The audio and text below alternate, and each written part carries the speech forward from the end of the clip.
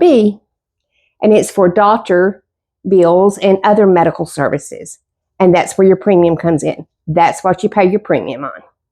And so with, regular Medicaid, you do have your $250 deductible, I believe it is, and then your 20% copay.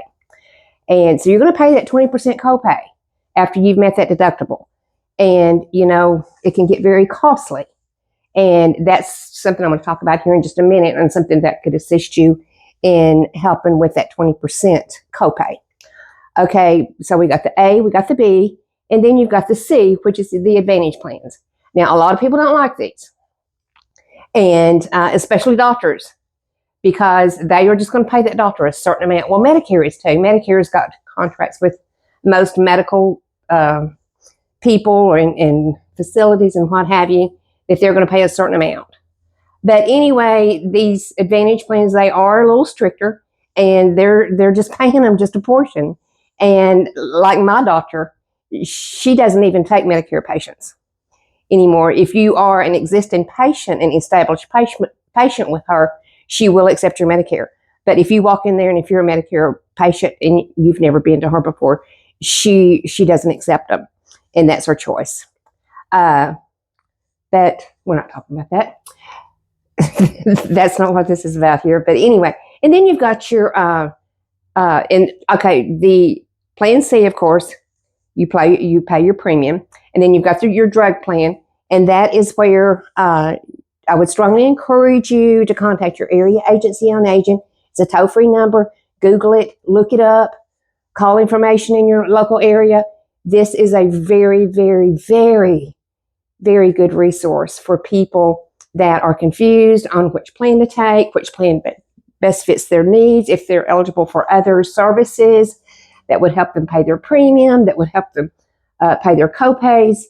So that is something that I would strongly encourage you to do. As a matter of fact, I actually used to work for one of those agencies, and they're just a wealth of information.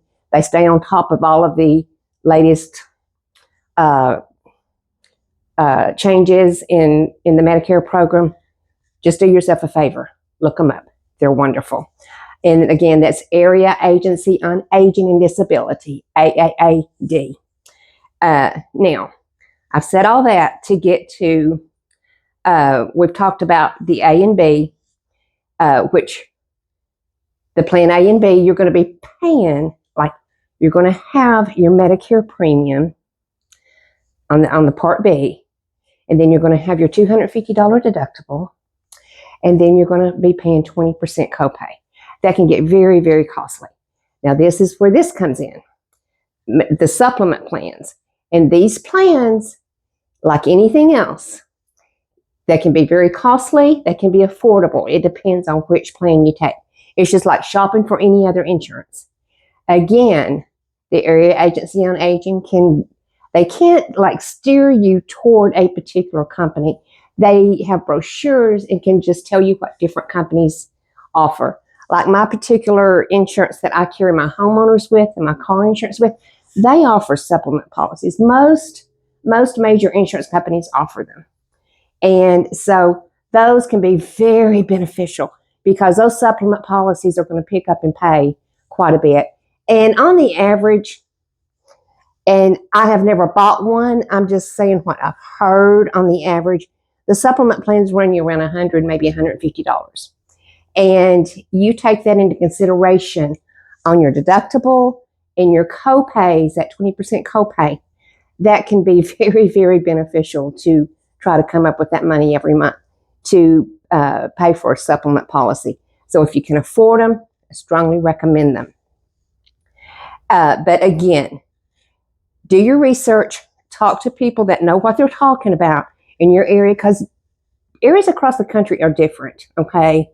And so just please contact any resource in your area that offers these types of services that can counsel you. And the counsel program with the Area Agency on Aging is called SHIP, SHIP, remember that. So, and they are going to be counseling you on the best plan and hopefully get you a better price and maybe even get you some assistance in helping with your premium. So very, very valuable information there. All right, now we talked a little bit in the last video about the Medicaid program that can piggyback with these Medicare programs. And one of them is called the QMB. And of course, you have to meet the financial and the resource requirement to be eligible. And I'm just going to tell you,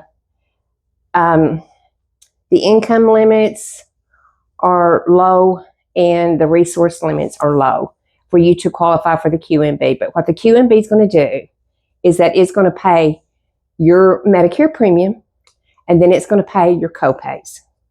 And that's huge because then it just works like a really good Medicare supplement. But you do have to qualify for this program, and it's a Medicaid program that goes along with the Medicare, and you have to qualify financially and resource. Now, again, in the resource limit, I'm sure that it varies from state to state. For my particular state, I could tell you what it is, but I would be reluctant to tell you because it's probably changed since I last looked at it. But your home and your car is usually excluded. And so that's something that you don't have to worry about. But any other resources you have, cash value and life insurance policies, money in the bank, whatever, it's going to be counted as an asset. Anything that you could liquidate and get your hands on money-wise, it's going to count as a resource. So keep that in mind. But and then the other program that kind of piggybacks with Medicare is called the SLMD, and it's also a Medicaid program. And it will pay your Medicare premium, but it's not going to pay your copay and your deductibles. So, but that's still huge, right? And again, you have to qualify financially and through your resources. And so again, anything that you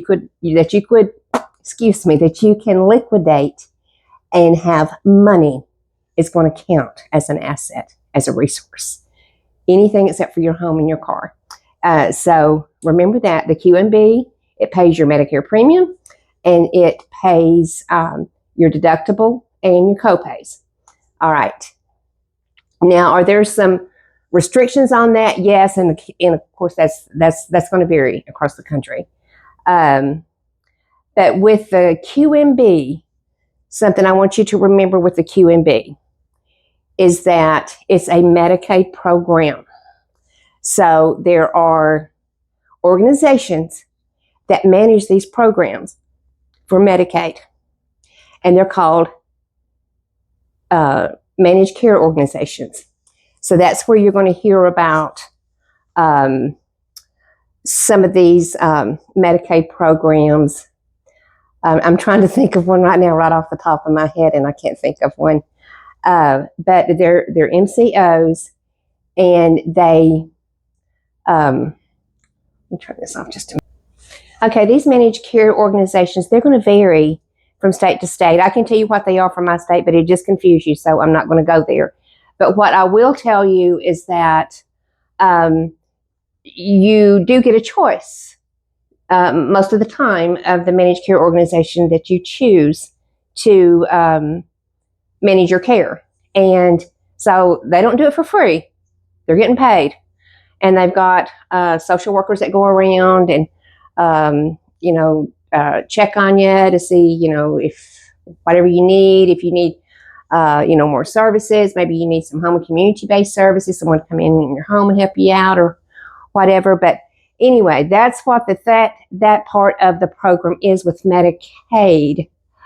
And I don't want to say too much there because I'm afraid I'm going to confuse you even more on that part of it. But be real careful with those, and you're going to have people that will be coming around and, or calling you on the phone and saying, well, if you'll come with their organization, we offer you, $250 a month in free groceries, or if you need extra, or you can use it, to pay your electric bill or things like that. Be so careful with programs like that or with phone calls like that, because it can get you in a lot of trouble because they don't have your best interest at heart most of the time. They're just trying to make a sale, trying to meet a quota. And be super duper careful with that, because I have known people that have actually go, oh yeah, go ahead and sign me up. And then they do. And then first thing you know, then they're out of their network, and they're, none of their providers are in the network, and none of their healthcare facilities. And it's just a mess. And it takes several weeks or months to get that straightened out and get you back on the right program. So be super duper careful with that and with those phone calls, because they're going to be calling you. They're going to want your business. I mean, I get phone calls even from my particular company. They will call me and want to do like my physical in my home instead of me going to my doctor and doing my physical. And, they try to, make it out like, well, it's, better for you. You don't have to leave your home. You don't have to worry about the germs in the doctor's office. And we're going to offer you a $25 gift card if you'll let us come out and do your physical and blah, blah, blah. And that right there is a red flag to me, because I'm like, why are you offering me a gift, to do this? And it's just something I'm not interested in. And that's what I tell them all the time. I'm just not interested in having strangers in my home. And I have a really good relationship with my doctor. And that's what I want to do, is to keep my relationship with my doctor, because she knows all of my healthcare needs, and she takes really good care of me. So that's just how that I leave it there. Excuse me, I just dropped my little thing here. Okay, sorry. But anyway, I got some more information for you, but I don't want to make this video too long, because I know that the videos can get long and boring. I got some feedback on these Advantage plans, because that's my preferred plan. Everybody don't like them. But for me, for right now, and it works. It may not always work and fit my needs. And at that time, I'll have to make the decision to do whatever I need to do to get to a plan that better fits my needs. But right now, it works for me. I'm not encouraging you to do the Advantage plans. You need to, again, talk with someone that can lead you in the right direction, that you can sit down and talk to on the phone, and, just tell them, what kind of, health care needs that you have, and so on and so forth, your financial needs. And like I said, these area agencies on aging, they are just a wonderful organization that can lead you in the right direction. They're not trying to sell you anything. They are there to really help you. And so that's why that I do strongly encourage you to contact your local area agency on aging and disability. Okay, now I'm going to go ahead and I'm going to wrap this up. But I do have some information that I would like to share with you. Probably do that in another video. I guess you can tell that I'm kind of under the weather. I've kind of been under the weather for about a week now. Anyway, I'm going to share some things with you that I have gone through in the last week with some medical issues. And that will be in the next video. I hope that you will subscribe and like. I'm trying to build a channel, and love conversating with you folks, and love responding to comments and reading the comments. And if there's some misinformation that I've put out there, something that I maybe didn't understand, or maybe that I didn't deliver in the right way, I mean, call me out, because we're all here to learn, and my only interest is just to share information with you and to help you if it helps. And that's what I want to do. Okay, I'm going to go ahead and wrap it up for now. But again, go ahead and be sure and hit that subscribe button, and hit the like button, drop me a comment, and be sure and check back with us on our next video, which should be in the next day or so. Have a good evening.